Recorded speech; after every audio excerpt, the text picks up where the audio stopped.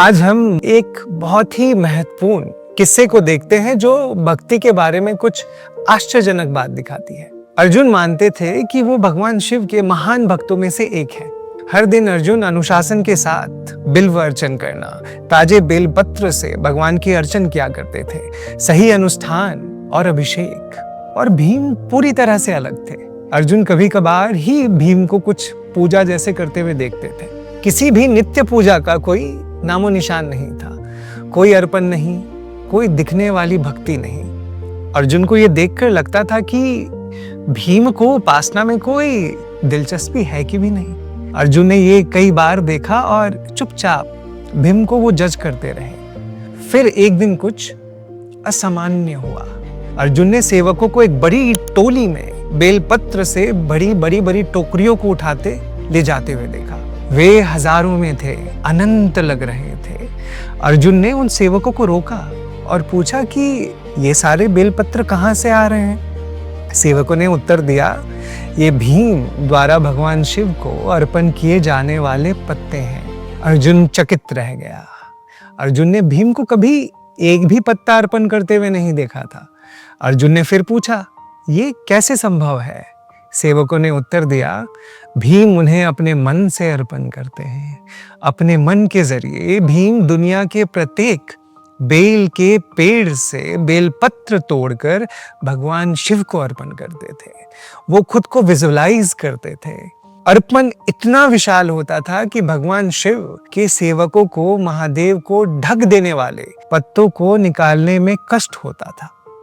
उसी क्षण अर्जुन को एक महत्वपूर्ण बात पता चली कि जो भीम की उपासना है वो पूरी तरह मन में ही हो रही थी। इस प्रकार की उपासना को मनस पूजा कहा जाता है, यानी कि मेंटल वर्शिप। भक्ति का पूरा कार्य जो है वो मन के अंदर ही होता है। मन मंदिर का निर्माण करता है, मन अर्पण को तैयार करता है और मन ही पूजा को संपन्न भी करता है। इस प्रकार के अभ्यास को शास्त्रों में दिव्याचार कहते हैं। दिव्याचार साधना का एक उच्चतम मार्ग है जहां उपासक सीधे अपने कॉन्शियसनेस में विजुअलाइजेशन और आंतरिक भक्ति के साथ काम करता है। मनस पूजा में मन पर कोई सीमा नहीं होती। ओम प्रजापतये स्वाहा, ओम इंद्राय स्वाहा। अगर कोई 7 पवित्र नदियों का जल अर्पण करना चाहता है तो मन उसका भाव रख सकता है। अगर कोई देवता को दुर्लभ गहने, कीमती अलंकार, इत्र, पवित्र जड़ी बूटियां या कामधेनु का दूध भी अर्पण करना चाहे तो मन उनका भी निर्माण कर सकता है। आदि गुरु शंकराचार्य ने भी इसे पहचाना था और बताया था कि मानसिक आराधना भौतिक पूजा से ज्यादा शक्तिशाली हो सकती है। लेकिन मनस पूजा के लिए एक बात आवश्यक है, एक स्थिर मन। अगर मन भटकता रहे तो मानसिक दर्शन अस्पष्ट होता है।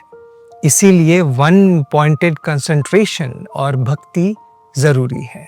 समय के साथ सनातन धर्म के ऋषियों ने वैदिक अनुष्ठानों को अंदर की साधना में बदल दिया। अब ये किसी एक जगह, समय या सामग्री पर निर्भर नहीं रही। पूरा अनुष्ठान मन में किया जा सकता है।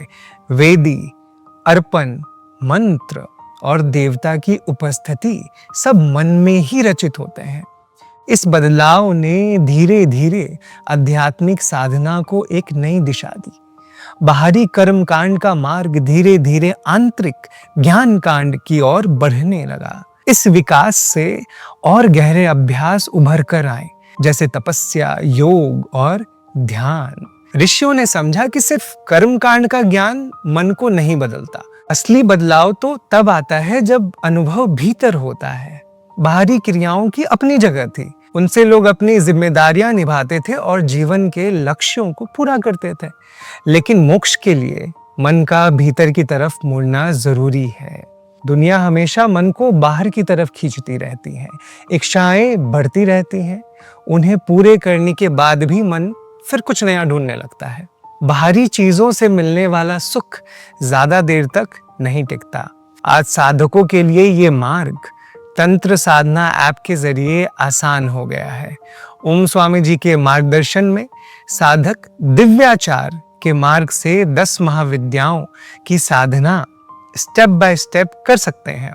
हर महाविद्या की साधना माँ की आंतरिक उपासना के लिए बनाई गई है, और जब मन उस उपासना में स्थिर रहना सीख लेता है, तब साधना का असली उद्देश्य धीरे धीरे समझ आने लगता है, जो हमें अंतिम मंजिल जो कि है मोक्ष की ओर ले जाती है।